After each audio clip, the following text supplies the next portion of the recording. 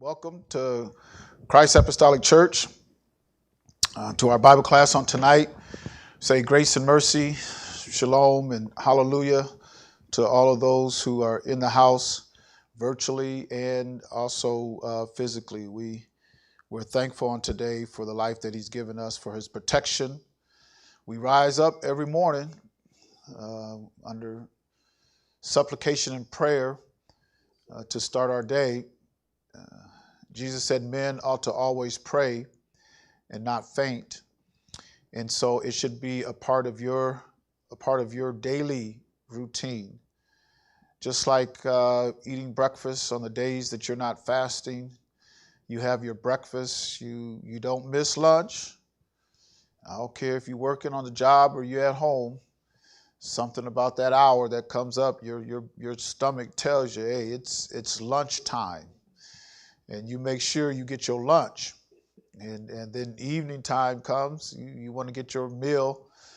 We are sold on 3 square meals a day. They've told us and so our bodies are clocked in. And then sometimes it's a midnight snack or something to hit before we go to bed. And as often as we consume natural food, we ought to be looking for spiritual food. And as our bodies tells us when it's time to eat, your spirit ought to be telling you daily, it's time to pray. It's time to pray. If you're walking with Him,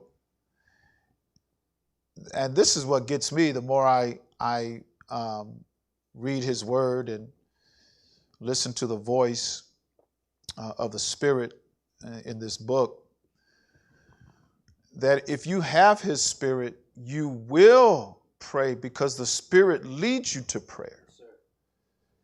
So if you're not praying, then you don't have His Spirit. You don't have His Spirit. And if you don't have His Spirit, then you're not going to make it into the kingdom. Because unless y'all think Jesus wasn't for real when He said you must be born again of water and spirit to enter in. You have to be born again in order to see it, but you have to be born of water, spirit in order to enter into His kingdom.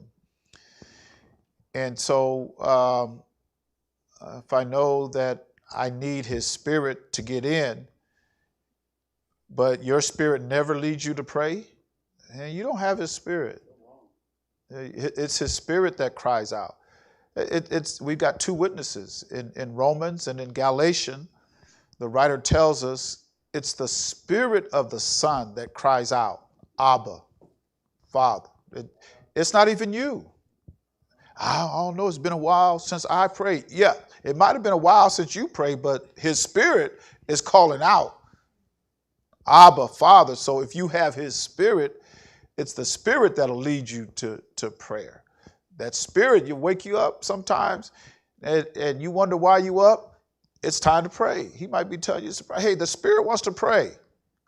You know, sometimes your day comes to a screeching halt. You're trying to figure out what happened? I mean, it just seems like there just ain't nothing to do. Everything's quiet. The house is quiet. Kids gone or asleep, or, television off. The phone ain't ringing.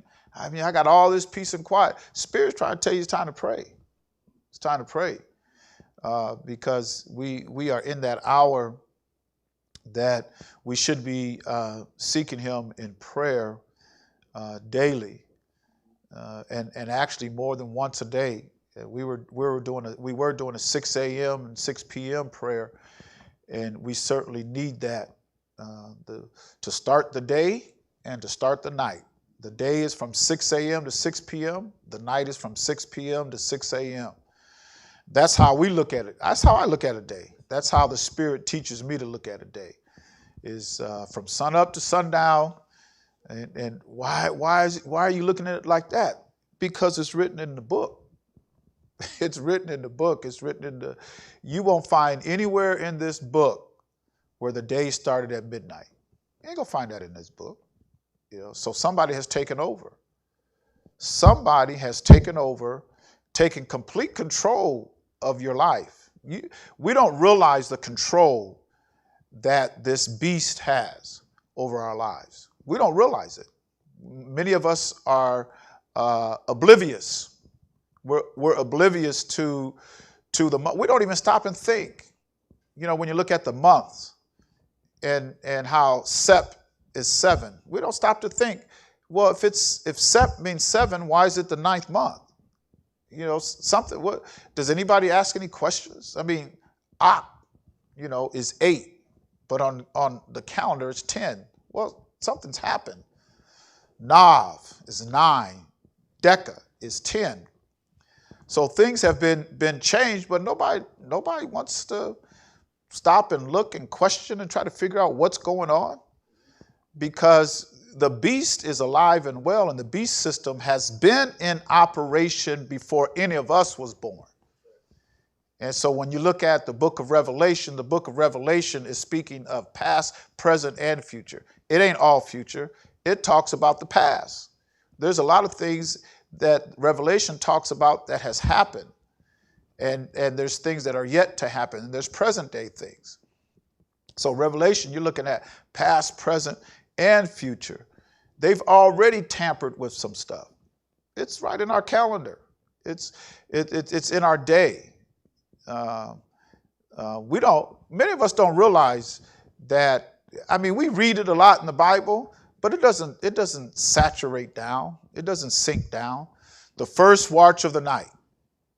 First watch of the night, and it talks about there's 4 watches of the night.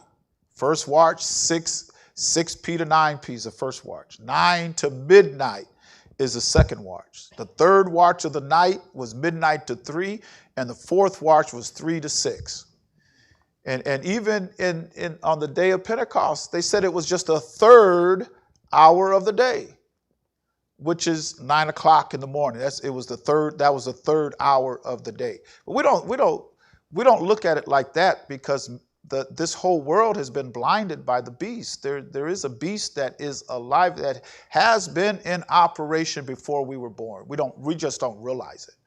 There's a lot of things we don't realize. But it's once he starts to peel it back and starts to open it up to you, then you look at it and you see, oh my goodness. It's just like the next new moon is the start of the new year. The next new moon is the start of the new year. And that new moon is March 13th after sundown, after 6 p.m. And then the new moon is going to start. So the first full day, you're looking at March 14th. So what is happening on March 14th? Anybody know what's happening on March 14th? It's the first day of the new year on the Hebrew calendar, but what's happening on March 14th? It's just interesting that daylight savings time is March 14th, which is the first full day of the new year on our calendar. Why you say our calendar? Because the only calendar that the Most High is going off is working off of is the Hebrew calendar. That's why is he only working off of the Hebrew calendar? Because he gave it to them. He said, coming out of Egypt, he says, this is your new year, and the first month to you is Abib. Abib is the first new month to you, and that's when you're going to start. And then we see on we've got coming up the 14th day of the new year is when we have Passover. And everything that, as we go through this in this new year, we're getting ready to start, and I'm going to try to bring out what I can. But everything that Christ represented and what he did, it had all been written aforetime. All of it has been written aforetime. Let's just go there real quick while we talk about it. In Romans chapter 15 and verse number 4.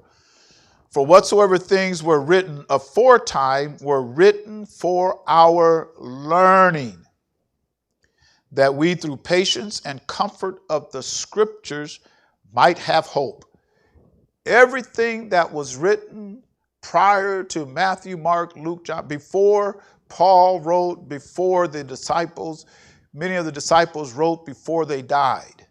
And Paul wrote before the destruction of Jerusalem. The only writing that we have after the destruction of Jerusalem is John's writings. John wrote after the destruction of Jerusalem. Everybody else wrote before that, before 70 AD.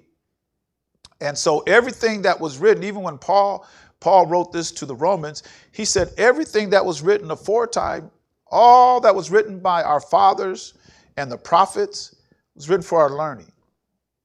It's there for us to learn. And as we approach the Passover, everything that was written about Christ happened. It happened. He was the living word. And we're coming up, I want to say some things about Passover because that's coming before I get into this class. But the Passover, the 14th day of the month of Abib, which will be the 27th at sundown. 6 o'clock on the 27th is when we're going to have the Last Supper and take of the body and the blood of our Messiah. That's going to be on the 14th day of this new year. The new year starts at the new moon, which is the 13th into the 14th. We're starting a new year, and I'm expecting to see some things in this new year on the Hebrew calendar. I really am. And it's not going to be good for those who are out of the will of the Most High. Those who are out of his will, it's not going to be good. Those who are walking in the spirit of Christ and in that has that place of refuge in Christ, we're going to witness. There's some things we're going to witness. We ain't going nowhere. There's some things that we're going to witness. These things are going to have to come to pass. And we look at the Antichrist, which has been here. Antichrist has been here. The man of sin. We're just waiting for the revealing of the man of sin. That's all, just so that it can be revealed. But we're going to be here for the revealing of the man of sin. And but the Antichrist and the beast system, when it talks about in Revelation that last beast and that whole system, that's been here. That was here before we were born. And the control that they have, over our lives. Sometimes you got to step back and look at the big picture. Kind of step back and look at it like you were there from the beginning when he created the heaven and the earth and when he made Adam, and listen to his voice as you march through the book, because we're so narrow-minded and small-minded. We only see life through our frame of reference. That's all we see. We only look at. I can't get past of what happened this morning. Sometimes kids do something, grandkids do something, and we just stuck. Or sometimes something happens on our job, and something happens in our family, and something happens with our business or, our bank accounts. Seems like every time the bank account goes down, the blood pressure goes up. And a lot of times we can only focus on these little small frames of reference. But in order to gain the knowledge that he wants us to have, sometimes you got to step back and see this whole big picture and how things are unfolding. We are in a frame of time, but how did we get here? And then, what does everything mean today? When you're looking at, you look at the control that this beast has a lot of control over your lives, over our lives, whether we want to recognize it or not. It commanded control when it took over even our when you look at our calendars and our days. He commanded control before any of us was born. He commanded control. He's always going against the Most High. The Most High has one day that he sanctified. What does the beast do? No, we don't recognize that day. No, you recognize my day. I'm going to switch it from the seventh day to the first day. That was done by the beast. Man, you mean that happened that many years ago? Oh, yeah. Before any of us was born, he had already set it up to change times and laws because it was prophesied of him. When you look at history, because Daniel wrote about it well before it happened. Well before it happened, Daniel wrote about it. And so when it happened, before any of us was born, when it happened, there was people who knew at the time that it happened, when they had the changeover, and there was a fight and people lost their lives when they went from the seventh day to the first day. Many people died over that. We don't stop to look at that. Even when you go into the church and people get into the ministry and they go to these seminaries and stuff, and even when we study the books of the Bible and stuff, a lot of times we don't recognize what the beast has already done. We don't recognize that because it goes contrary to how we live our life and what was given unto us from the previous generation, and that generation, what was given unto them from the previous generation. And so it's handed down to us. And if anybody goes against what man has done, then he's a heretic. But that's not how the Bible reads. The Bible says if you go against what the Spirit says, that makes you a heretic. But things are so twisted today. Things are just so turned around today that no wonder Jesus said, man, I'm going to have to shorten them days because my elect ain't even going to make it. But my elect is not even going to make it in that day if I don't shorten it. So sometimes we're praying, shorten this day. But we got the 14th day coming up, 14th day of Abib, which is Passover. Now, whose Passover is it? It's his Passover. It don't belong to the church. It don't belong to no nation. He didn't say this is Israel's Passover. He didn't say that. He said this is my Passover. This belongs to me. So what does man do? Well, man rises up and he thinks he can change it. And so that old beast changed it years ago before any of us was born. Wanted it to be a uniform day where everybody could, and they did it according to their calendar, not the Most High's calendar. They didn't do it according to the Most High's calendar. They did it according to their calendar. And then they even brought in the name of their God. And they put it right in church. And you have folks that's got the Holy Ghost that gets caught up in idolatry. We're in that season now, and so they're going to bring out their God, which represents a bunny and fertility. And a rabbit don't lay no eggs, but they have eggs and they color them and everything. And they'll put them all around the church, on church grounds. Or they'll put them in the trunk of their car with all this green grass. And little kids can go by the cars and pick up some eggs. Church! Church! We ain't talking about the world, we're talking about church. And then they'll go and they'll slice up the swine and have a good old time. We had an Easter egg hunt, and then we sliced up some swine and choked down some swine. And none of it has to do with our book. None of it. None of it. But if you say something about it, so if I stand up and say something about it, who gets attacked? I get attacked. I get attacked for defending the word. Ain't no preacher defending the word having an Easter egg hunt. Ain't no preacher defending the word. Don't like me, I don't care. As long as I'm in this book, As long as I'm in the book. You can't, well, they're going to take you down. Let them take me down. Because you might take me down, but who's going to raise me up? I know who's going to raise me up. It's written in this book. So if I say something against it, then I get attacked. If I stand on the word.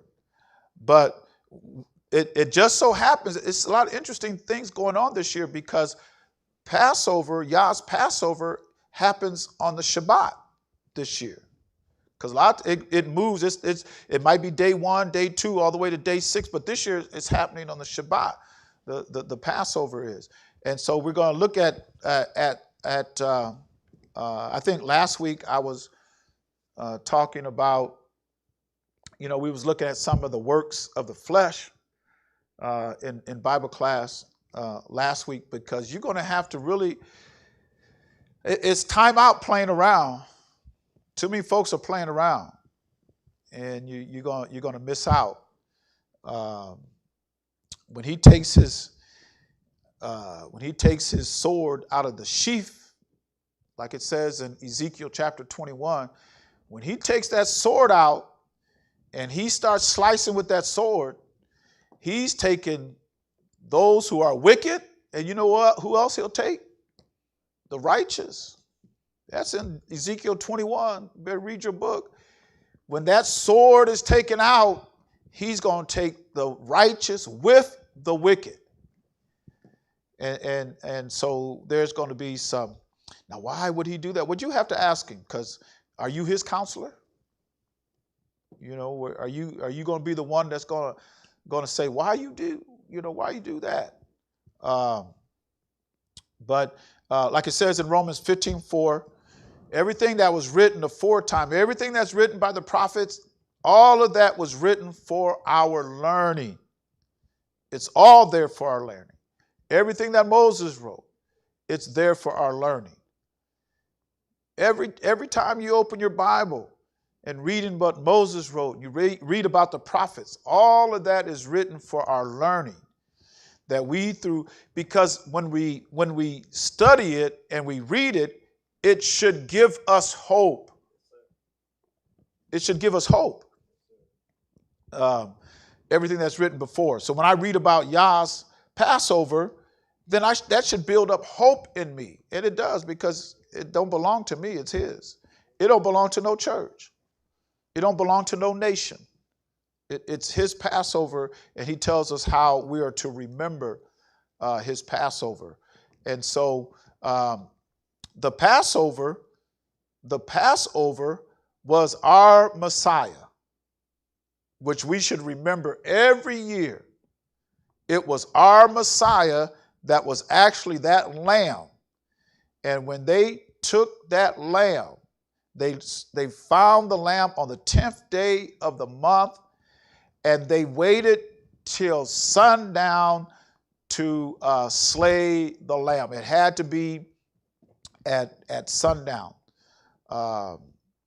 when they slayed the lamb. So we're going to look at some, as we lead up to this, we're going to look at some prophecies about Christ, some prophecies about Christ that were in the Old Testament that kind of explains his death and what actually happened. Because all of it was written beforehand. All of it was written beforehand. Because you can't, if we don't have Old Testament scriptures, if somebody just takes this book and starts with Matthew and goes to Revelation, a lot of times, do you know some of the first writings of this book did not include Revelation? Some of the first writings didn't include Revelation because it was too symbolic or too complicated or too scary. So you had a lot of Bibles years ago. You had a lot of Bibles that did not include the book of Revelation. They just took it out. It's too symbolic. It's too complicated. Who can understand Revelation? A lot of people were scared of it, so they took it out of their. There's Bibles, not so much today, but there's Bibles that were written that did not have the book of Revelation in it. But if you take this book up and start reading from Matthew and go through Acts and Paul's writings, no wonder you come up with so many different doctrines and understand. You come up with so many different denominations. You come up with so many different avenues, so many different ways, because you need Old Testament scripture in order to build doctrine. And if you use Old Testament scripture to build doctrine, then you'll have one. Then you'll have one. Because what did Jesus say? The scriptures cannot be broken. Scriptures cannot be broken. They can't be broken. And so when Jesus said the scriptures cannot be broken, not only was he talking about everything that was written and all the witnesses of the Old Testament, but who was the living word? Who was the word made flesh? Jesus Christ was a word made flesh. So when we look at the scriptures cannot be broken, and we're going to do a timeline. I'll try to go through the whole timeline. But when you know what they try to do? There was a couple things that proves that what Jesus said, scriptures cannot be broken. One is when the devil took him up, Satan took him up to the top of the pinnacle of the temple, remember? And told him to jump off. And because he said, and he quoted Psalms 22, because the angels are there to bear thee up, lest you dash thy foot against a stone, because no part of your body is going to be injured. No part of your body is going to be injured. And so when he was up there on the cross and the evening hastened along, or night came close, and they had to get him down off that tree. So what did they go around to do to hasten his death? Remember what they did to the other two that was on the tree? They broke their legs, right? But when they came to Christ, scripture can't be broken. Scripture can't be broken. So the word could not be broken. Scripture. So when they went to break, man, we can't break his leg. He's already dead. So his death came on before they came with that mallet to break his legs, because scriptures cannot be broken. And he is the living word. So we need all of what the Old Testament gives us. We need all of it. None of it is dismissed. It's that old beast that tries to dismiss the Old Testament and ask you, why are you looking up the Old Testament? Why don't you leave that Old Testament alone? Leave it alone.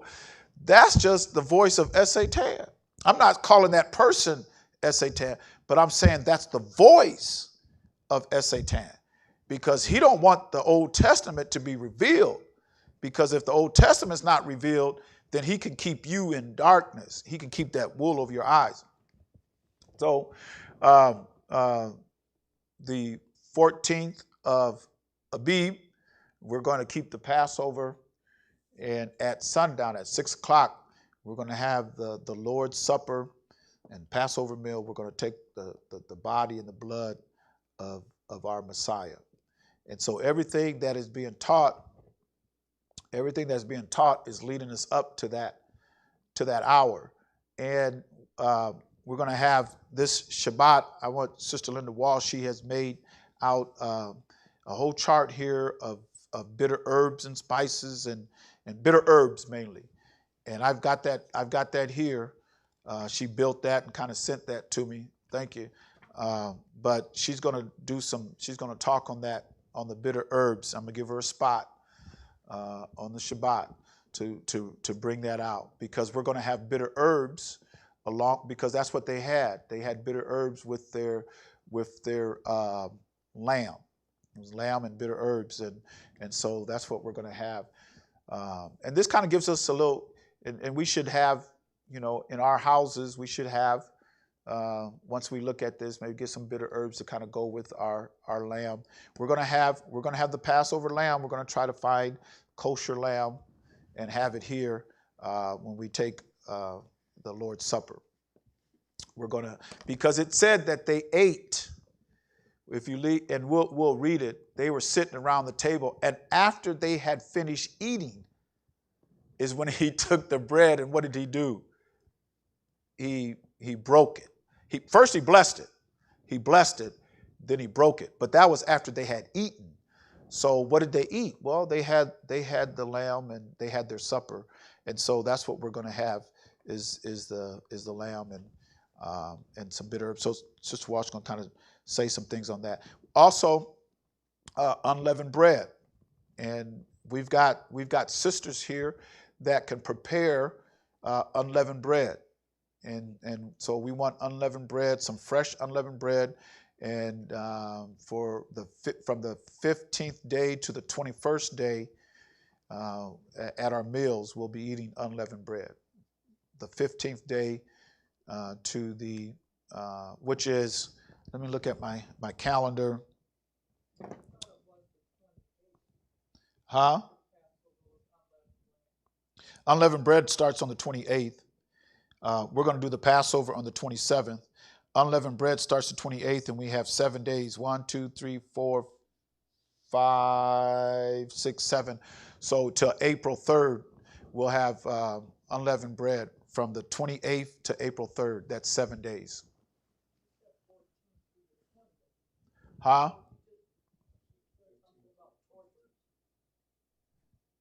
The 14th day of Abib, which is March 27th. The 14th day of Abib is March 27th, because the first day, the new moon comes in on the 13th at night. And so you count the 14th as the first day. 1, 2, 3, 4, 5, 6, 7, 8, 9, 10, 11, 12, 13, 14 takes you to the 27th.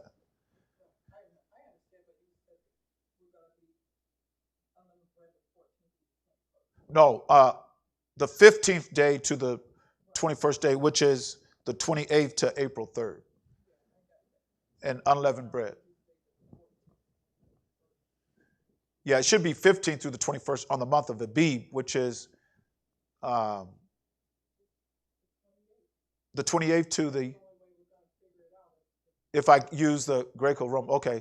So March 28th to April 3rd, we'll have, and looking closer at that, as I was looking closer at that in the 23rd chapter of Leviticus, the first day was the Holy Convocation, where everybody came together, which was the first day of unleavened bread. But the next Holy Convocation was the 7th day of unleavened bread. So they didn't come together every single day. It was just the 15th or the 20, might as well say the 28th. That's when they came together, and then the 3rd is when they came together, corporately, because those were high and holy days. The first day, but we'll talk more about those days. Today is the 10th, so I've got a few days to where I can speak a little bit more on that. But the new year starts at the new moon, which is the 13th, overnight. And so the 14th at 6 a.m. is the first day. So we'll start counting at 6 a.m. And that's when we have daylight saving time, like I said. So on the 14th, if you haven't moved your clocks ahead an hour, you're going to be late for everything. So we got to make sure you set your calendars for this coming well, everything's digital now, ain't it? I mean, everything, there's not too many manual calendars. I mean, everything automatically adjusts pretty much. You might have some clocks or something that you have to manually adjust. But if you go off of your phone or your watch, you've got a smart watch, or you have your phone, your tablets and your computers, everything's done automatically if you have it set already. So Central Standard Daylight Time. So I want to go to, let's start off at Genesis. I'm going to go to Genesis 1 and verse number 26. Genesis 1, 26.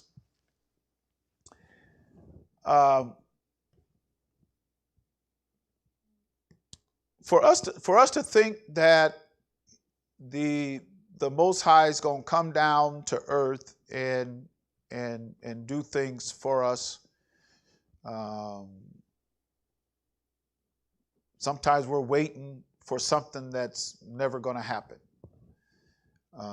He says here in verse 26 of Genesis 1, he says, and Elohim said, let us make man in our image, after our likeness, and let them have dominion over the fish of the sea, and over the fowl of the air, and over the cattle, and over all the earth, and over every creeping thing that creepeth upon the earth.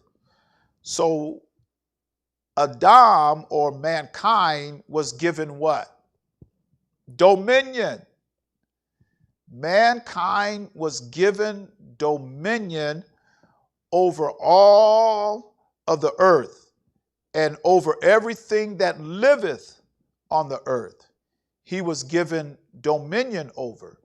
So who has the power upon this earth? He's given us dominion. So maybe we ought to look at what dominion means. If you goes to the Hebrew text on this, it's H7287 and H7287. Is it up there?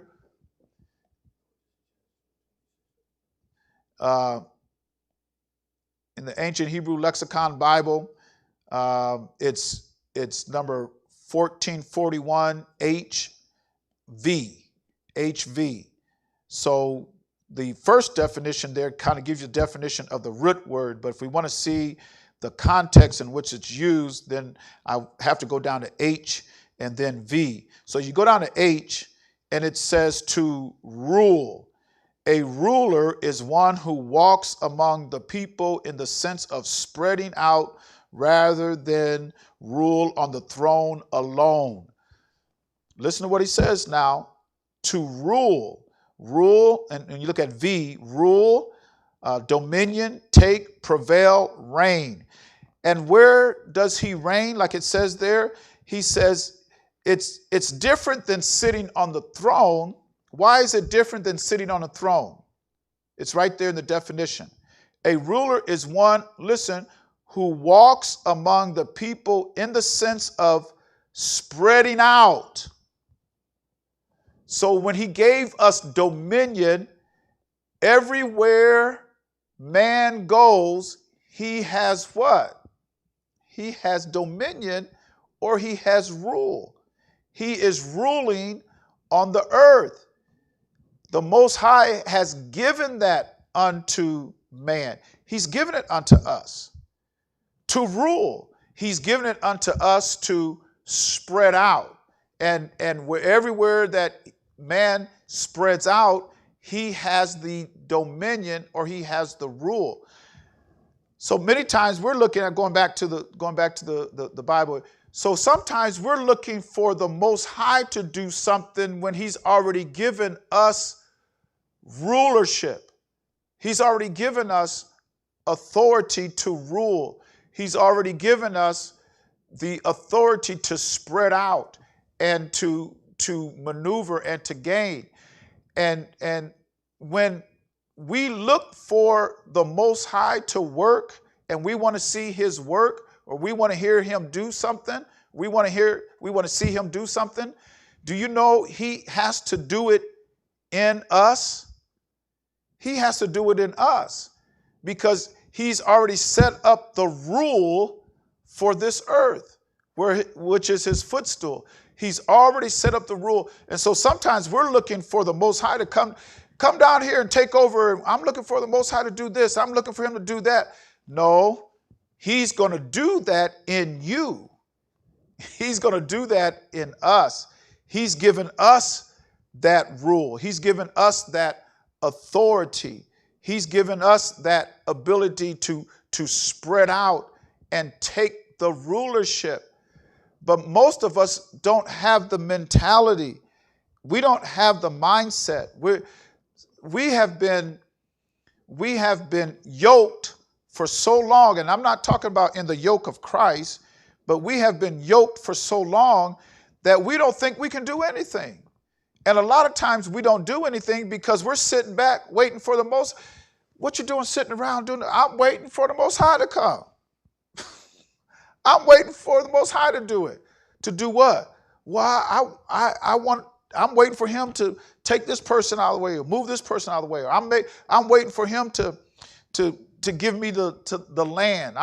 You mean you want some? Yeah, I want some land. I want to buy some. I'm just waiting for the Most High to do it. But you don't understand that he's already given you. He's empowered you. And I see it a lot myself. I've even said it around here. You know, there's leaders set up in the church, and I tell the leaders, you're empowered. You're empowered to take the lead. You're empowered to do things around. You've been empowered. You're waiting for me to tell you what to do or to spread you out to do something. And you've been empowered to do that. And so a lot of times we're looking for one person or one man we're looking for the Most High to do something that he's already empowered us to do. He's already given it to us. And so we're stuck in a certain mindset, in a certain frame of mind, that we don't think we can do anything. We don't believe we can do anything. Some of us has been beaten down for so long, we don't understand the rulership that he's given us. You have so much control over your life, and you see it a lot in people's lives. You've got control over your life, and yet you just let somebody else spread out in your domain and take over you. They take over your mind. They take over your will. They take over the work of your hands, and they leave you with nothing. And so many of us have lived all of our lives without nothing. And we think we're doing something. Man, are you living? How you living? Are you living? Oh man, I'm living. I got it. I know I got it. What you got? What do you have? He's allowed you to spread out and rule. You have the ability. I'm thinking, it came in my mind right now in Jeremiah. We don't have to go there, but in Jeremiah, and they were going into captivity, and he told them, he said, don't believe these prophets that'll tell you that you ain't going to captivity. You're going into captivity. And when you go into captivity, I want you to get married, have your children, buy land, build houses, because you're going to be in captivity. So he told them, this is what I want you to do. But do you know you had prophets in that day that came up and opposed what Jeremiah said and said, you're not going into captivity. You don't have to do that. You got this land. You're going to have this land. You're going to be all right. And what did the Most High tell Jeremiah? I did not send those prophets, but they out there. I have not spoken to them, but yet they're prophesying. I told y'all you're going into captivity. Go in there, marry, have children, raise your family, buy land, incorporate, do business, buy and sell, because you're going into captivity. And you're going to be there for a while. But we've been yoked in a mentality to where we don't think that we should have anything, and we don't try to get anything. And so what we do have, we give it all away. Now, some folks ain't gonna like me. Some folks ain't gonna like me, but we should be industrious. Did not he say, occupy until I come? Did not he say that? So we should be industrious. We should be buying land. We should be building houses. We should be investing. In fact, we should have been doing that long time ago. Generations ago, we should have been doing it. But instead of us having dominion that he gave to us, he did give us dominion.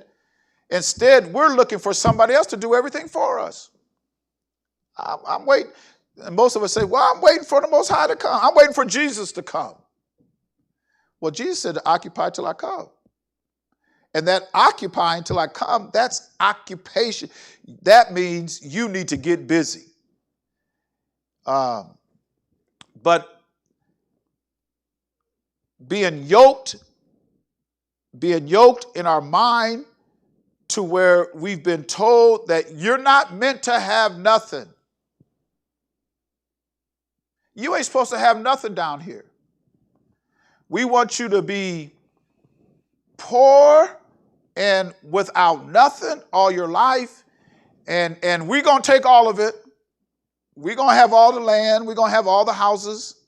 We're going to own all the businesses. You don't get nothing, and so you're going to live without nothing all your life, and then when you die, then you get heaven. And so that's what we've been taught for so long. So we've been trained and we've been yoked to where I don't want to do nothing. I don't want to invest. I don't want to buy no land. I don't want to go into business. I don't want to make any money. I don't want to do nothing because I'm going to wait until my change comes. That's what a lot of people do. I'm going to wait till my change comes. When he told us you better work while it's day because night's coming when there ain't nobody going to work. And I remember Jesus saying, be friends with the unrighteous mammon. Why? Because the hour is going to come where you're going to need it. You're going to need it. But a lot of times we burn so many bridges behind us. Sometimes we're so spiritual and we got our heads up in heaven that we can't do no good down here on earth. Because we're so locked up into heaven. Heaven on my mind. Heaven on my mind. Well, what you doing down here on earth? I got heaven on my mind. What you doing here on earth? Do you know you're going to be judged on the things that you do here? What I'm doing here is what I'm going to be judged on. Oh, I know y'all don't believe me. So what about the talents? What about the talents?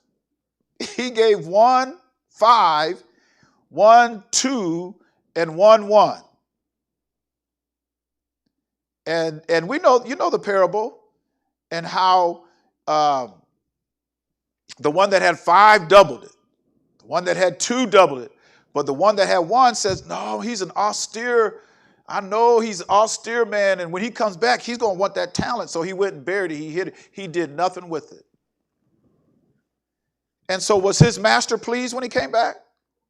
No. Mm-mm. He said, you should have done something. At least give it to the bank and get some interest on it. That's what usury is, get interest off it.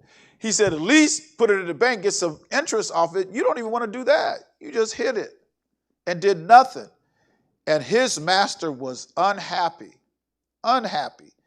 But we've been yoked for so long. Okay, I want to go to, first let's go to Genesis 26 and verse 5. Genesis 26 and verse 5. Because that Abraham obeyed my voice, kept my charge, my commandments, my statutes, and my laws. But what was the first thing Abraham did? Obeyed what? His voice. The very first thing that he did, he heard his voice and he was obedient unto his voice. So, are you hearing the voice of our Father in heaven? Do we hear his voice? What are we listening to? What do you hear?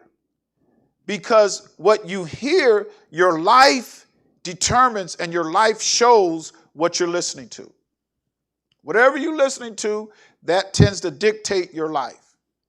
And let me tell you, we're listening to the wrong thing. There's so much. Our young people are in trouble. Our children are in trouble. But what are they listening to? Whose voice do they hear? Whose voice do they hear? Because most of us are really in trouble. Because we're not listening. It used to be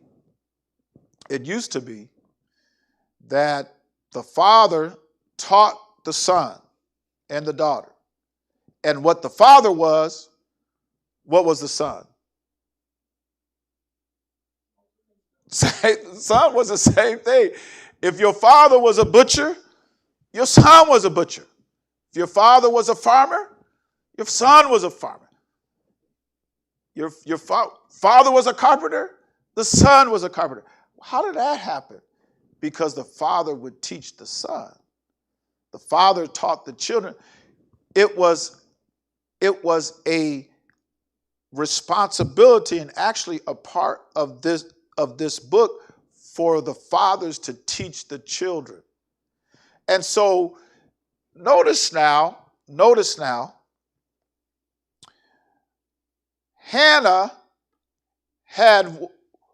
was Hannah, when Hannah was married, was Hannah's wound open or was her wound closed?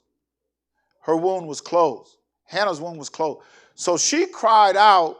Actually, it wasn't a loud voice, but Eli, or his name was Ali, but in the Bible they say Eli, but it's pronounced Ali.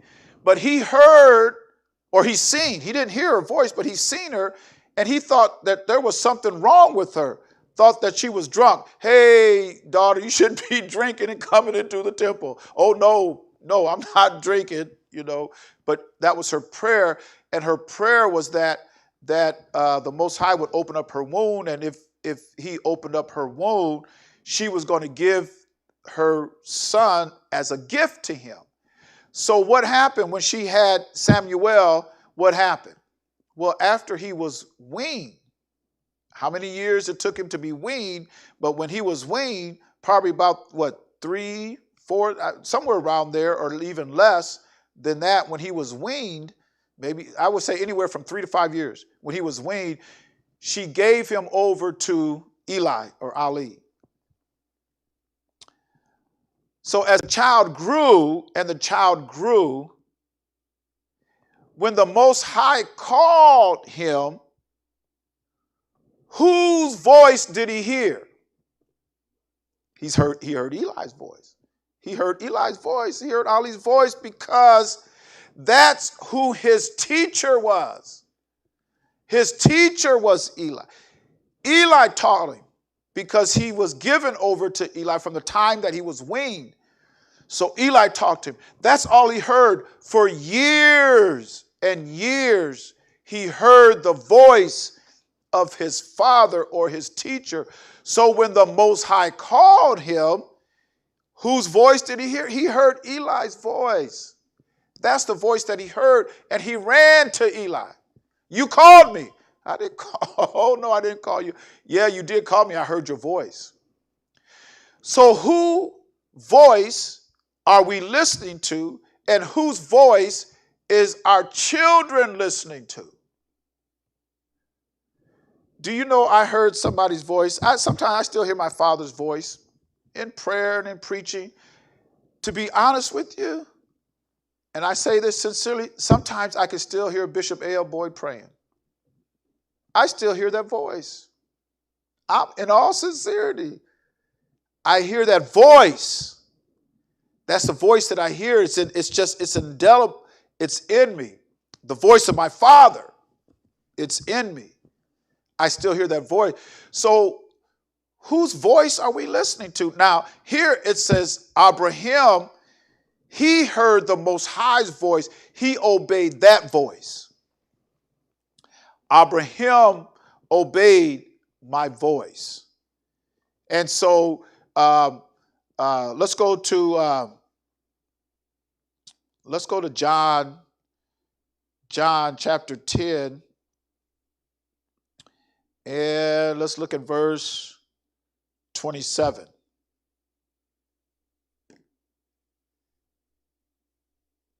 My sheep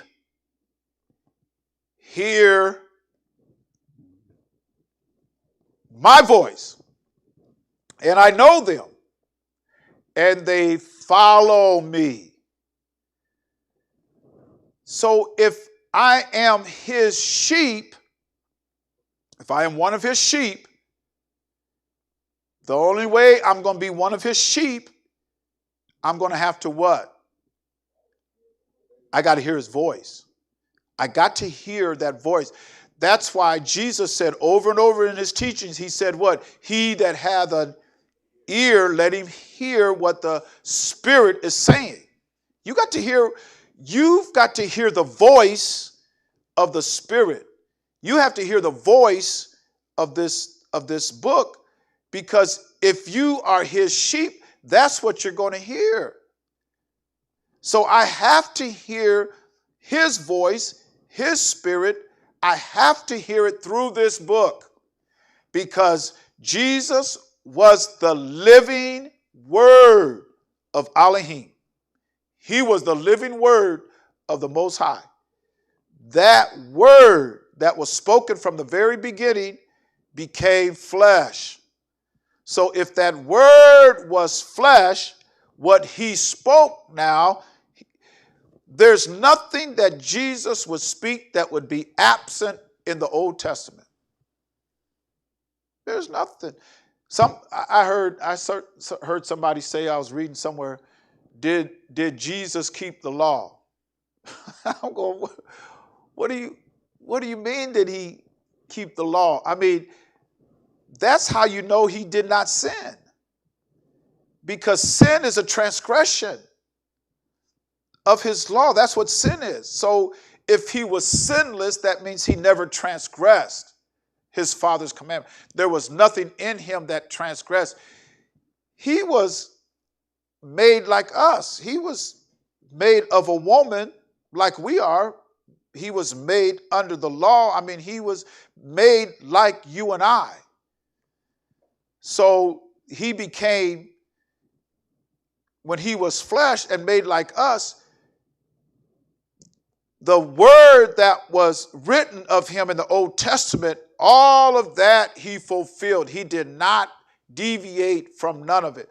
There was nothing that was, and that's what I want to do. I want to bring out more of Christ from the Old Testament, because he was the living word. And so if I hear the voice of the prophets, if I hear the voice of what Moses said, if I hear the voice of the prophets, I can hear the voice of Christ. Why? Because Christ was the living word. Christ was Torah made flesh. So there's not going to be any difference between Christ's voice and what I hear in the Old Testament. We have to hear Christ's voice in the Old Testament, because he warns us that there was going to be false Christs that would come. And he said plural, so there's more than one. So if I can't hear his voice through Abraham, if I can't hear his voice through Isaac, if I can't hear his voice through Jacob, if I can't hear his voice through Moses, if I cannot hear his voice through the prophets, then you're going to easily be persuaded by another Christ. Another Christ. And we have been. I'm going to be honest with you. There has been false Christs before we were born. And they have spoken. We don't even, do you know who the prince and the power of the air is? Satan, that old serpent, he is the prince and the power of the air. And so what do we get over the air? Well, this comes over the air. This comes over the air. You get on that television at home, that comes over the air. Television, you hear what I said? They call it television. What are you saying? Television. What? It's telling a vision. But whose vision is it telling? Is it telling the vision of the Most High? I don't think so. Not the prince of the power of the air. He's got control over all. He's the prince of that. So when he can use certain mediums, and he does it for his influence and his power over us. and we unleash that power of the prince over the air, we unleash it to our children without any restrictions. Prince and the power of the air. So whose voice you think they're listening to?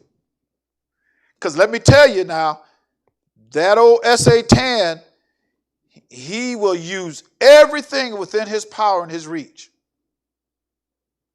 Because he knows who's got dominion on this earth. The devil knows who's got dominion on this earth. That's why he tries. The devil can only do his agenda if he gets in a vessel. That devil ain't never smoked no cigarettes. Y'all know that, don't you? He'll get you to do it, though. He'll get in that vessel and have you committing all kind of ungodly acts. Because he's the prince and the power of the air. He's got control of all this stuff. He has to get in a vessel. When he television, I have to get in a vessel in order for them to do it. And so you turn on that television and you see people that have the prince and the power of the air in them running his program and his agenda. And what do? Every time we see something on television, we try to do what? Emulate it. We're influenced by it. And so we try to emulate it. That's why we see something on, where did you see that, son? Where did you see that, daughter? Oh, I seen it on TV. I seen it on television.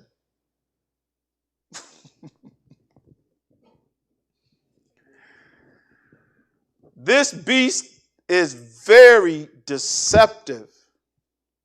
And if you don't hear his voice, and it's got to flow through the book, if you don't hear his voice, you're going to miss out. You're going to miss out. John 18 and verse, let's see, it's in the 18th chapter of John when he was talking to Pilate. So let's go down to verse 37, 18:37. Pilate therefore said unto him, Art thou a king then? Jesus answered, Thou sayest that I am a king. To this end was I born, and for this cause came I into the world, that I should bear witness unto the truth. Notice what he said. To bear witness unto the truth. What witness is that? Well, everything that was written aforetime. Everything that was written aforetime. So he has to bear witness of that. So as we come up to the Passover and we see his whole life and what the Passover represents, it's all found in the Old Testament because that is a witness. So if anybody wants to do away with the Old Testament, they want to do away with your witness. Get off my witness. Leave my witness alone. So you go, there's a saying in the courtroom, don't badger the witness. Leave my witness alone. I know you don't want me to read the Old Testament. Leave my witness alone. He came to bear witness of the truth. Notice what he says, that I should bear witness unto the truth.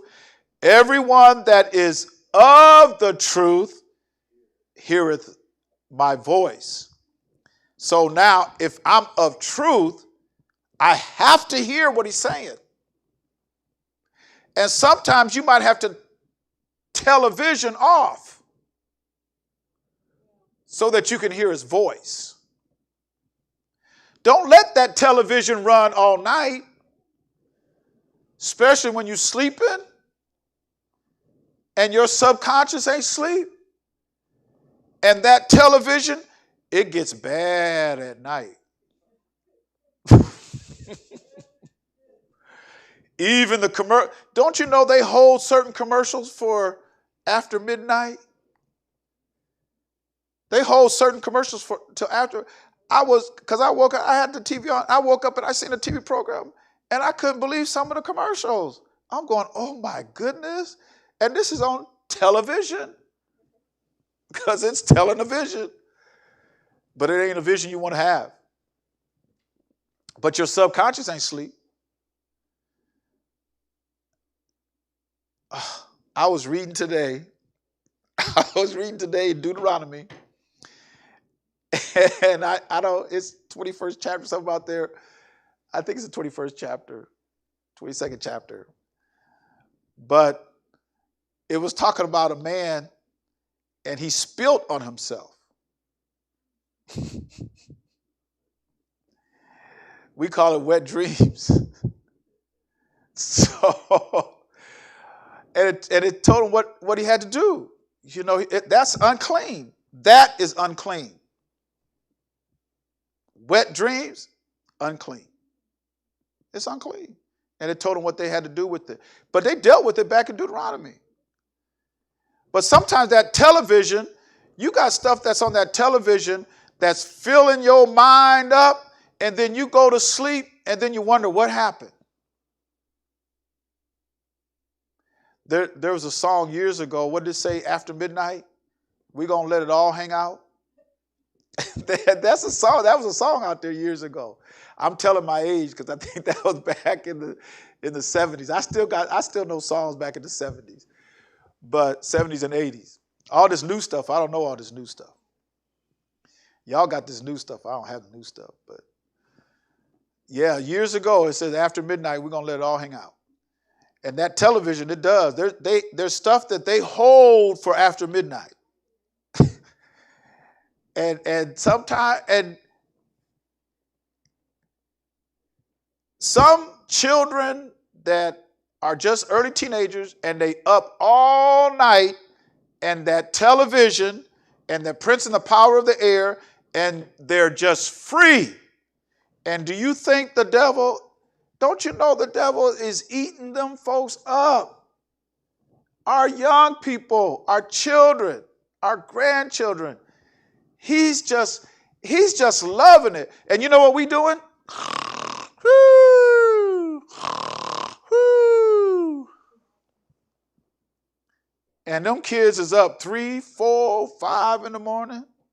They might even be out in the street. You don't know it because you.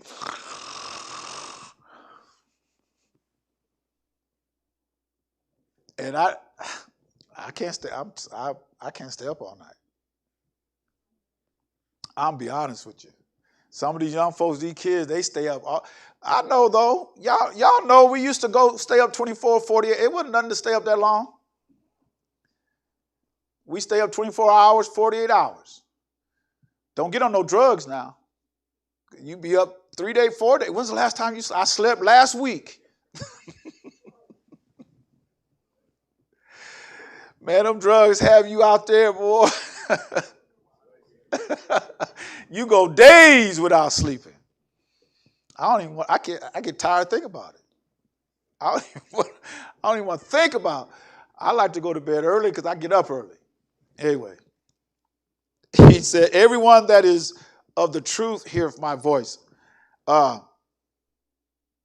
we're gonna see if people can hear the voice. Because remember now, he said he came to bear witness of the truth. And everybody that hear his voice are his sheep. Isaiah 58 and verse number 1.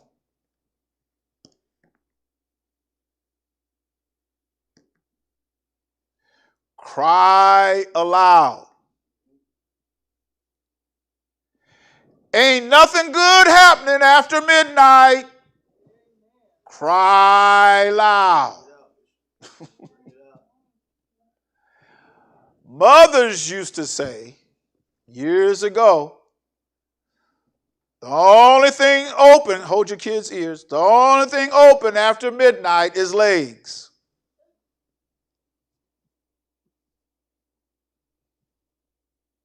That's the only thing open. 2 o'clock, 3 o'clock in the morning. Come on, brothers. Y'all look at me. Y'all know when y'all was single after midnight, y'all knew what time it was. Man, you got some girls out there hanging out after midnight, 2 in the morning. Oh, you know, everybody knew what time it was. Cry aloud.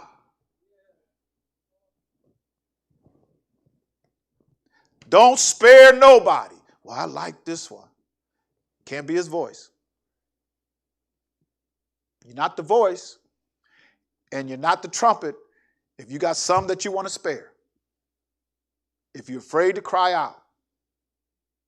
This whole world is corrupt, and we're losing the fight because we're losing and we've lost our children. What do you mean you're losing the fight because you lost the children? Who do you think's tomorrow? Our future is them children. That's our future. Your son, your daughter, your grandson, your granddaughter, that's our future. And we're just turning them over. I mean, you know what the devil said? I ain't got to fight for them no more. I ain't got to fight for these folks. They coming to me. I ain't got to fight for them. It used to be a day where he told the Most High, you got your hedge up around them. Like he told Job, have you considered my servant Job? He was proud of Job. He was proud of him. And what the Satan said, I can't touch him because you got a hedge around him. He said, well, I'm going to take it down, but don't take his life. So what was Satan able to do? Did he conjure up some storms? Didn't he did it. Let me turn up this tornado, and I'm gonna send them over there and wipe them all out. Because there's sometimes the Most High will let the devil come in through a whole land and just wipe everything out. We think, well, the devil can't tamper with the weather. Well, you ain't read your book. You ain't read your book. Even in the book of Acts, there was a storm. What was it called? Arachidon or something like that? Yeah, stirred up by the devil. Even the time when the disciple was in the boat and the wind was boisterous, the devil did that. So they told Jesus, he was at the bottom of the boat sleeping. He had a worry on his mind. He's sleeping. Are you going to sleep? We're going to perish. Do you care that we perish? That's what who was it, Peter? Carest thou not that we perish? And Jesus said, peace be still. He said, y'all little faith. And they got scared. They said, oh my goodness, even the wind and the waves obey his voice. What manner of man is this? The wind and the waves obey his voice. Isn't that something? The wind and the waves obey his voice, but we don't. They got sent. The devil can stir them up, but they got sent. Okay, the Messiah said, calm down, be quiet, be still. And what did the wind and the waves do? They calmed down. Messiah said it. Don't y'all know he's the king? He's a coming king. He ain't king yet, but he's a coming king. Because Pilate says, are you a king then? You say that I'm a king. You ain't seen nothing yet. Ain't seen nothing yet. Cry loud. What I'm crying is we in trouble. We in trouble.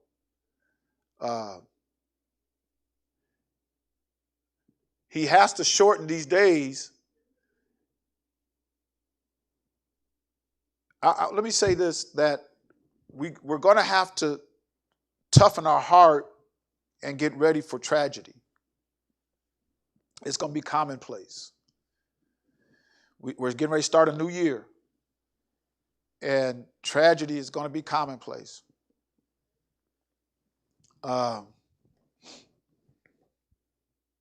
There's just so much to say, I guess. I don't know.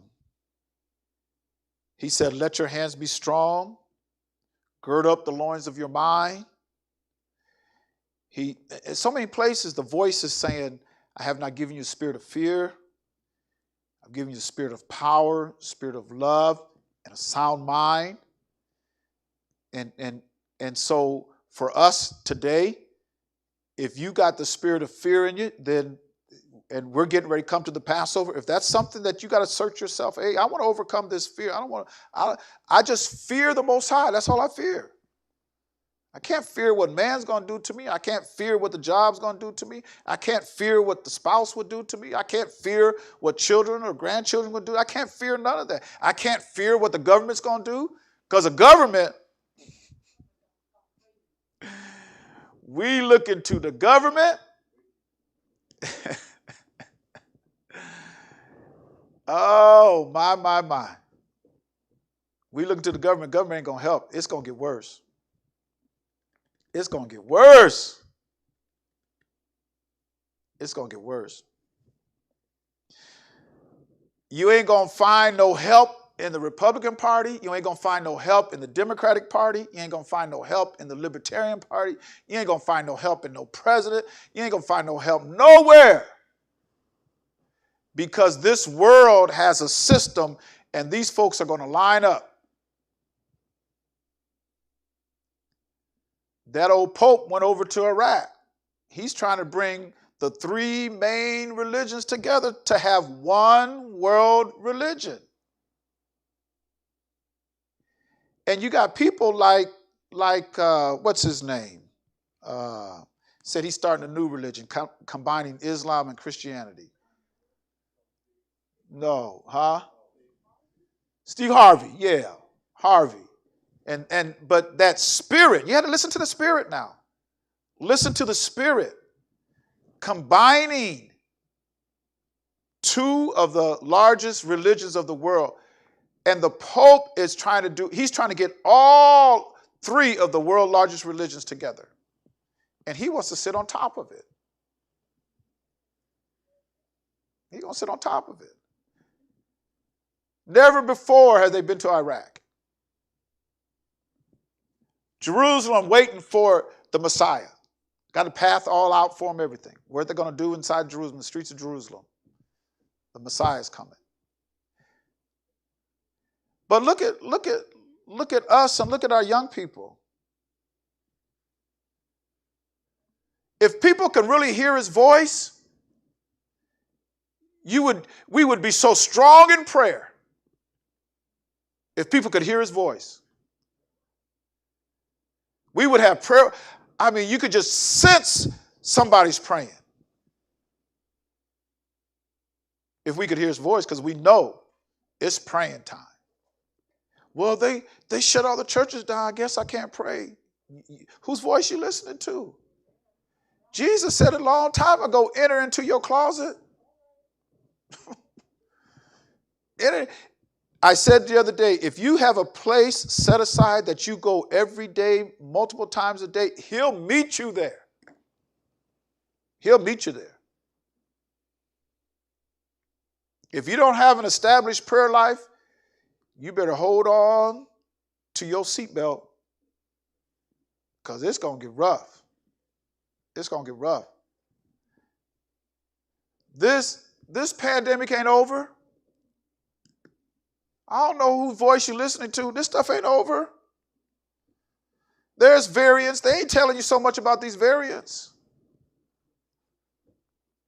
They want everybody to get the jab, but the jab don't stop you from getting the virus. The jab will not stop you from getting the virus. The jab just helps you fight against the virus so that, well, if I catch it, I won't die. That's what it's for. They're coming up with COVID passport.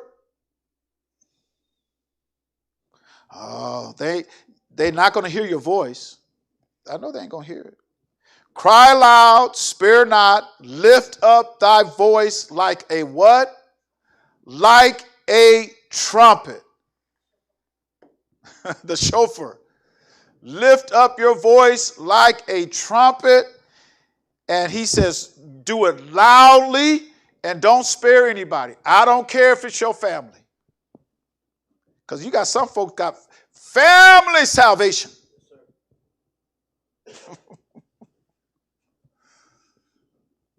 Good thing he ain't like us. Oh, I'm so glad he ain't like us.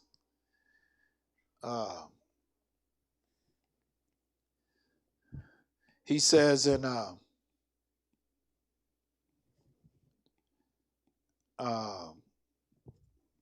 trying to find that verse now.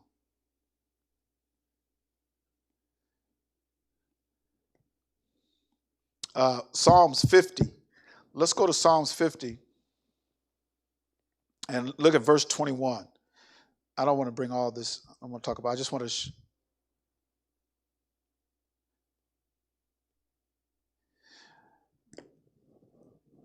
He is not like us. And it's a good thing he's not. Because we have so much biasm, is that right? Being biased, favoritism. It's all in the church. It's in this one. It's up in here. You better get rid of it before we take up the body and the blood. Having your favorites. Some folks you'll talk to, some folks you won't. Some folks you like, some folks you don't. I'm talking about up in here. I ain't talking about around I'm talking about up in here.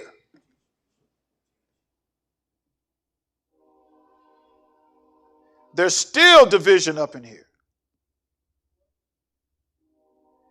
And let me say this. If you're sowing seed of discord, that's something that is abominable unto him. So you might have somebody come in here and everybody's getting along, friendly and everything. Newcomers love everybody.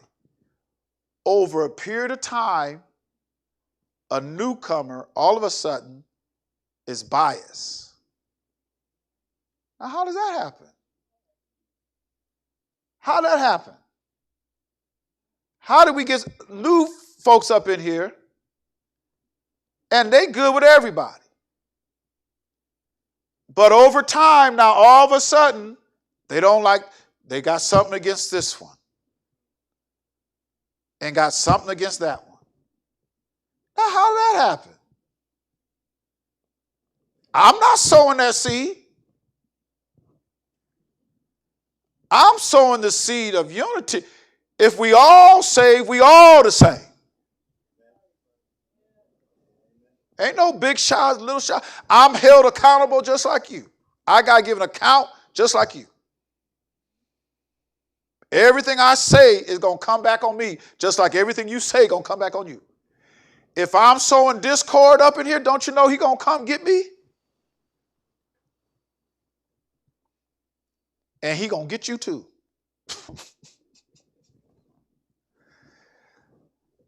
Because I'm trying to wonder, where'd this come from? I'm not sowing no seed of discord.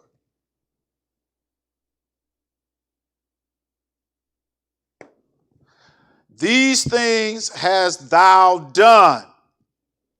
And I kept silent. This is the Most High now. You done some things. Let's look at verse, maybe I should have read some of this up. Let's look at verse 19 and 20, then we'll read 21. Man, I ain't going to have enough time.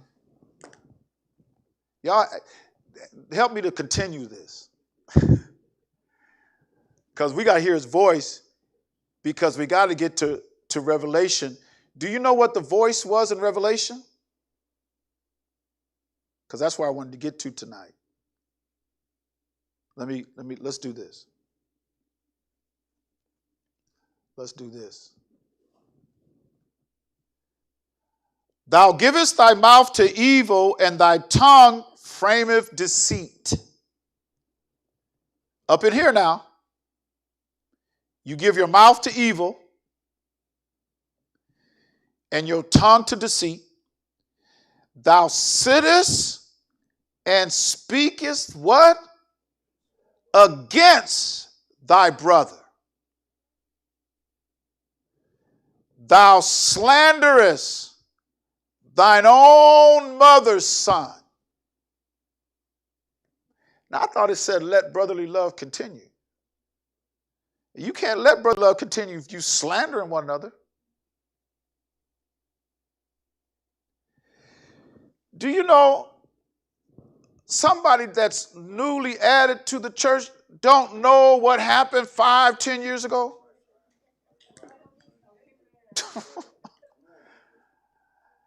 They don't even know what happened 2 years ago. They just knew, man, I'm just glad to be a part of this. But then over time, all of a sudden, they done got biased against this one because of something that happened to this person several years ago.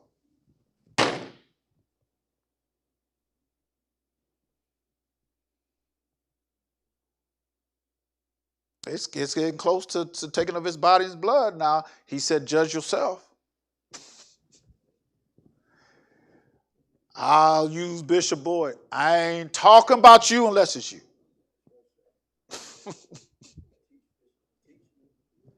I ain't talking about you unless it's you. That's what he would say all the time. Cry loud and spare not. You slandering against your brother. These things thou hast done. Because you know what we're going to say? I didn't say that. That's a favorite. Some folks going to be saying that in judgment. I didn't say that. Oh, yes, you did. Because you know what he said? Every idle word is going to be brought back. Because you're going to tell them, I never said that. Oh, because folks going to be having a heart attack, but you're going to realize that heart's gone. Because you're going to have a body, you ain't going to have no heart attack. So you're going to go like, oh, I thought I was having a heart attack. No, that's that human body. You ain't got that human body now. You got a body equipped for eternity. It's just where you're going to spend eternity. Because he didn't make, I want y'all to know he didn't make hell for us. He did not make hell for man. Hell was perfectly sized for the devil and his angels. He made it perfectly for them. They fit right in there. Perfectly. We were not meant to go to hell. But Isaiah 5th chapter says what? Hell hath enlarged. I got to make it bigger because you got folks that want to go to hell. I'm telling you, I don't want to go to hell. I don't want to go to hell. These things hast thou done, and I kept silent. You thought, I just love the way the book, man. You got to hear his voice now. You got to hear the Spirit. You got to hear his voice. You thought I was altogether like what? You thought I was altogether like you. You thought I was a man just like you. You thought I was altogether such as one as thyself. But I will reprove thee. And he's going to do what? Set in order before thine eyes. He ain't afraid of none of us. And he's going to set things straight. So you better hear his voice. Back to Isaiah 58 and 1. Cry loud, spare not. Lift up thy voice like a trumpet and show my people their transgression and the house of Jacob their sins. You need to see where you're wrong. This is a time where you need to see where you're wrong. Some of us have been around here too long. We shouldn't be making some of the same mistakes. Some of this stuff, you should be able to get some, come on, Pastor, bring some of that meat. I don't want no that milk. I mean, yeah, I know I got to repent. I do wrong. I got to repent. I know that. You don't have to keep teaching the doctrine of repentance. We got to move on to some perfection. I want to hear that voice. I want to know the cry in this hour. Because if you hear his voice, you know what you're going to hear? Okay. I'm going to finish up here real quick.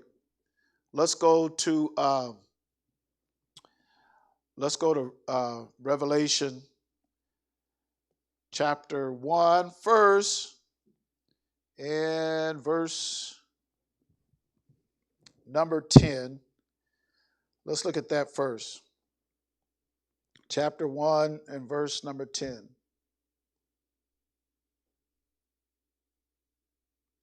I was in the Spirit, I was in the Ruach on Yah's day, which is the Sabbath. His day is the Sabbath. You know what the devil will tell you? That his day is the first day of the week. But you ain't got nowhere in Scripture, nowhere, absolutely zero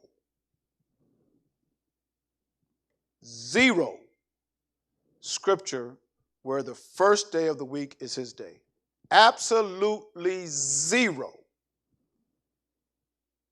His day is the seventh day. And then they'll try to take you to John. Well, Mary went there on the first day of the week. Do you know when she went there, do you know it was still, the crack of dawn hadn't happened? Because it says in John, it was still yet dark, right? Right about the crack of dawn, she went there before the sun came up, right before the crack of dawn. But was he there? He was gone. Before the day started. Before the day started, and the day is what? 6A to 6P. Before the day started, before 6 a.m., she went to the tomb and he was gone. But that old Satan will try to convince you he rose on the first day. And there's absolutely zero scriptures. No preacher can prove a doctrine that he rose on the first day. Absolutely none. Because all these scriptures point to her going there on the morning of the first day, and the tomb was empty. She didn't see him get up out of the tomb. The day starts at 6 a.m. She didn't witness him getting up. She got there, he was gone already. But Satan is a trickster, and he don't care what your name is, and he don't care what church you go to. He don't care. Oh, he ain't gonna touch these holy men. He don't care. Yeah, if I can get the leader, do you know if he can get the leader, you know what else he can get? All the followers of the whole body. If I can get the leader, I can get the whole body. If I can get the leader of the church, I can get the whole church. He went after our leader. He went after Christ. Don't think you can't be. Man's got so much pride because in the 16th chapter of Matthew, when Jesus asked him, whom do men say that I am? Who do you say that I am? The revelation was given to Peter. And Jesus says, you didn't learn this, no flesh and blood. You didn't no man tell you. You got that revelation from my Father. Peter got the revelation from the Most High on who Jesus Christ was.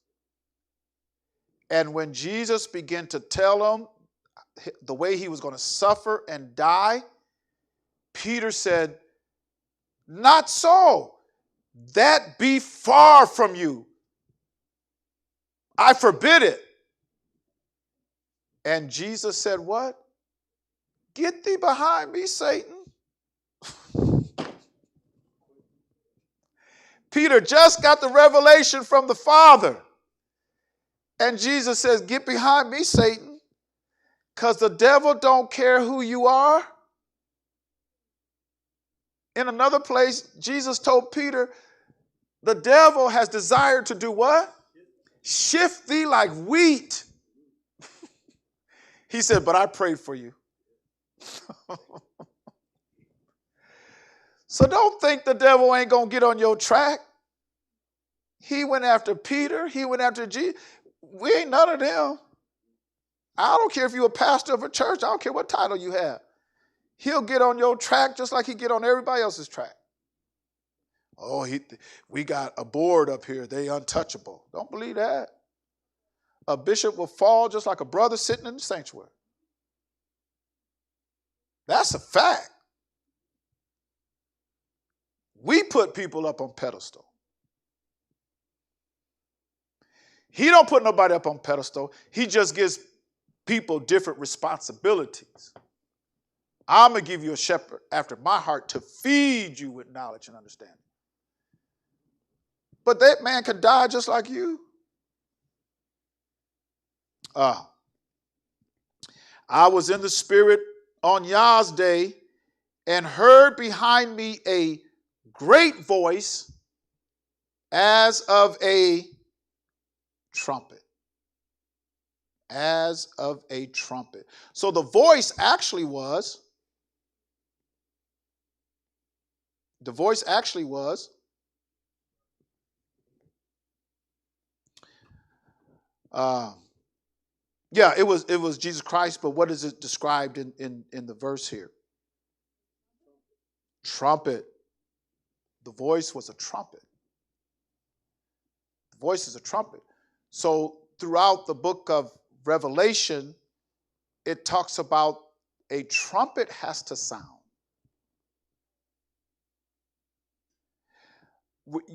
For us to look at Revelations from a linear, from start to finish, like linear timeline, would be an error.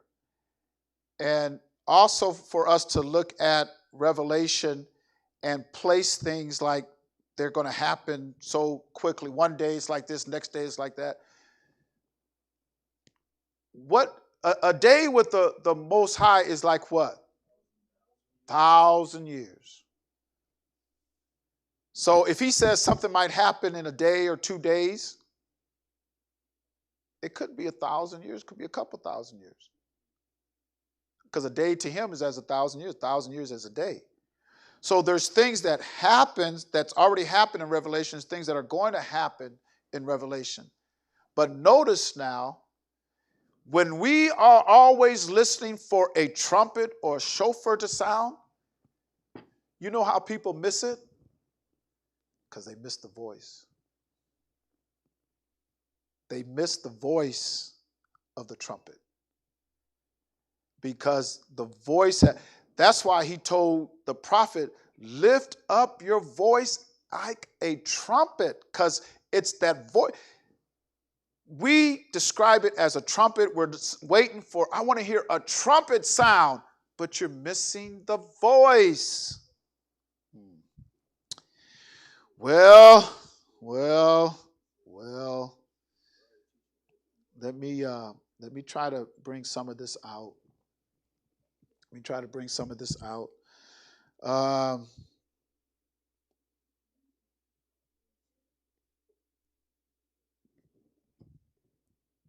Okay, let's go to Revelations 4:1. Let's look at that. Revelations 4:1. There's some other places in Revelation. Let's look at this one. After this I looked, and behold, a door was open in heaven, and the first voice which I heard, as it were a what? Trumpet talking with me. So the trumpet then was what? The voice. The trumpet that he's referring here is the voice that he heard. The first voice which I heard, as it were a trumpet talking with me. So you think this trumpet's going to talk? Or is it the voice that he heard, but how a trumpet will pierce? He's able to speak with a voice that'll just pierce right through you. And sometimes, do you know some people, when they hear something loud, what do? I'm going to close my ears. It hurts to hear that. So if something hurts, I don't want to hear that. So what do? You turn it off. I don't want to hear I don't want to hear the preacher. I don't want to hear that. So what do? You turn it off. So sometimes the trumpet that you need to be listening to, it's a voice that is speaking unto you that represents that trumpet. And when you look at the feast, and we have to go to 23rd chapter of Leviticus, but you look at the feast, there was a feast of trumpets. And so before I get there, let's go to, because it's all good. Let's go to 1 Kings. 1 Kings chapter 19 and verse, let's start with,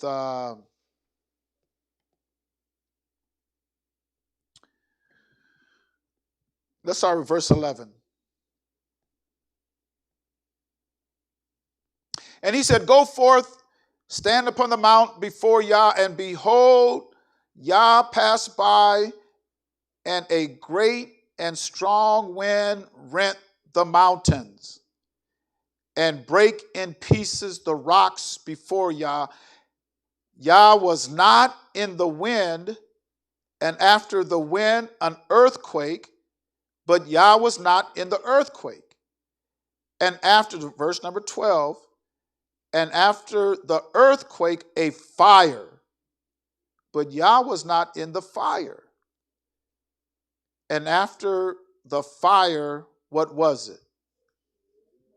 A still small voice. So a lot of times we're listening to somebody to blow the shofar, but what he's trying to do is speak to you through his voice. He's just trying to speak to you through his voice. But we like the spectacular, like the earthquake, like the wind, like the fire. So he ain't in earth, wind, and fire.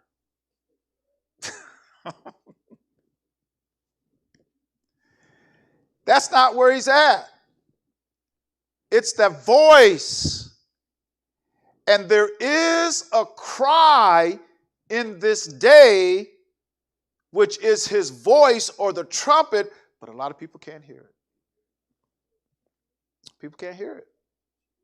They can't hear the trumpet sound. There's actually a trumpet that is sounding, which is his voice, but people can't hear it. You got folks who will reject it. Oh, that ain't it.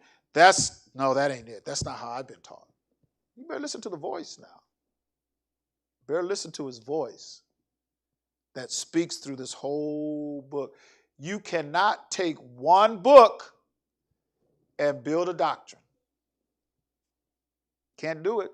You can't take one chapter. My time is up. You can't take one verse and build a doctrine. That's illegal. That's illegal to the Most High. To take one verse and build a doctrine. That's illegal. But you have people who do it all the time. In this day that we're in now, everybody can't hear his voice. And a trumpet is sounding. People can't hear it. I wonder if people hear it that listen to this ministry. I wonder if they hear it. Because sometimes I wonder if anybody's hearing the voice, the trumpet, if they're hearing the Spirit. Because we're in trouble. We're in trouble. I want to bring out some things in the when Jesus gave the warning Listen to his voice now. He gave the warning. As it was in the days of, Noah. As it was in the days of Noah, so shall it be in the time of his coming when he returns. In that same. So what was it like in the days of Noah?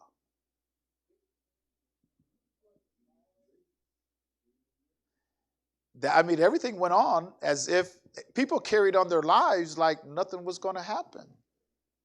They carried on their life.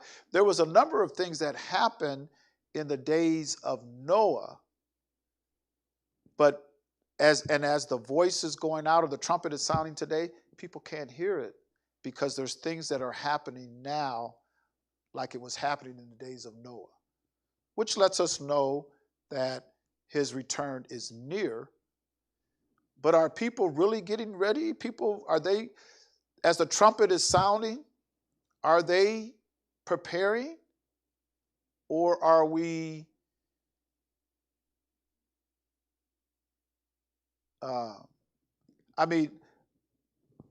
and I said at the beginning of this class, he told them that they were going to go into captivity, and he told them what to do. But you had other prophets that was in that day also telling them that's not going to happen. So then it was up to the people to listen to which voice. What voice do I listen to? Do you know most people listen to the false prophet more so than to Jeremiah? Didn't a lot of people listen to Jeremiah? Especially the king. Those in position of rulership and stuff. What did they do to Jeremiah? They put him in a dungeon. They put him in the lowest part of the dungeon. And then he got help from Ebed-Melech. And so knowing how could Ebed-Melech be in that position where he was? How could he end up in that position? He was a king. Ebed-Melech, because we don't, Melech in Hebrew is king.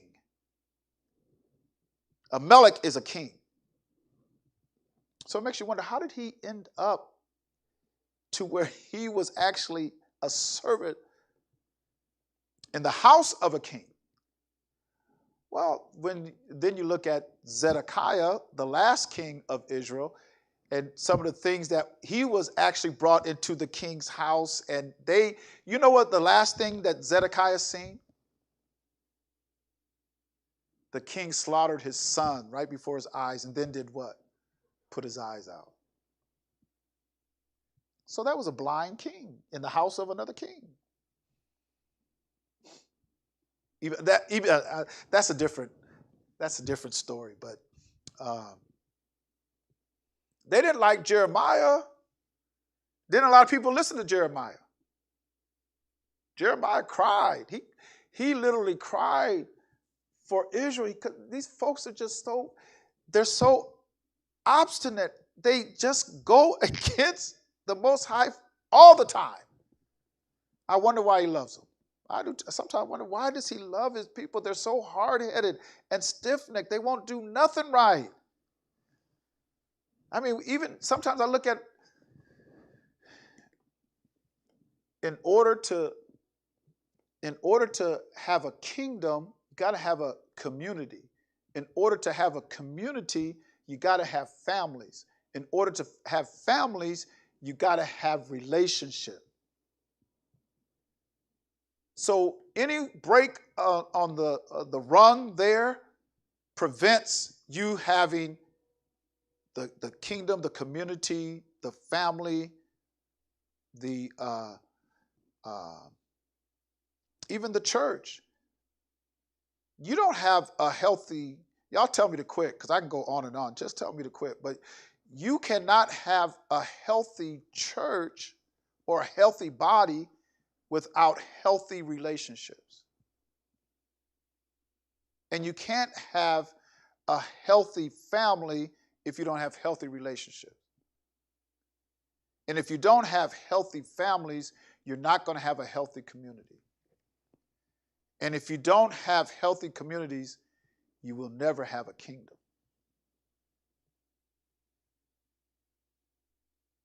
It all goes together like that. So what is Christ trying to do for us? What is he trying to do for us? When he talks about his kingdom come, it starts with us first, and it starts with our relationships. Then it starts with us building a family. I mean, we're so broken. I mean, it's like sometimes we need that village mentality. Sometimes we need that. To where it takes a village of us, it takes families of us to help build strong families. We don't have it. We don't have it. We're hurting. We're really hurting now. We're really hurting. And do you think people will pray about it? No. Just think where you would be if you gave half the time, not even half the time, that's too much. Where would you be if you gave an eighth of a time to prayer that you give to television? Just think where you would be in being a healthier person, healthier relationships, healthier families, healthier body, church, healthier community. All of that would be healthier. But it starts with us. Where was I? Oh, I'm done. I'm done. So we have Shabbat class coming up on Saturday, and just invite you all back then to be in class. We're moving closer to the Passover. That is coming up. And listening to his voice, the heart of the Most High, this time was never to be done away with. And you know what? He's always had a witness. He's always had a witness. He's never left himself without a witness. So you've had, since the time he instituted Passover, when they came out of Egypt, he's always had a witness. You mean 3,000 some years and running? Just because you haven't done it don't mean he hasn't had a witness. Somebody's been doing it somewhere. It's a big earth. The rots, it's a big earth. He's had somebody doing it. And I ain't talking about no Easter bunny. Believe me, I ain't talking about, what is it, Astarte? I ain't talking about nothing like that. How is it we know so much about Astarte and Easter bunny and Easter eggs and know nothing about the Passover and unleavened bread? And who teaches you that? Who teaches you Easter? Who teaches you about the Easter bunny? Well, the church does. Y'all know the answer, the church does. Well, how come the church ain't teaching the Passover and unleavened bread? He's never left himself without a witness. Just because you haven't been doing it, don't mean it hasn't been done. All right, with that, we're moving up to the Passover, and a lot to be said. If y'all give me a little time, a lot to be said. So with that, I'm going to say good night. Blessings to you. Salute every one of you. In the name of Jesus Christ.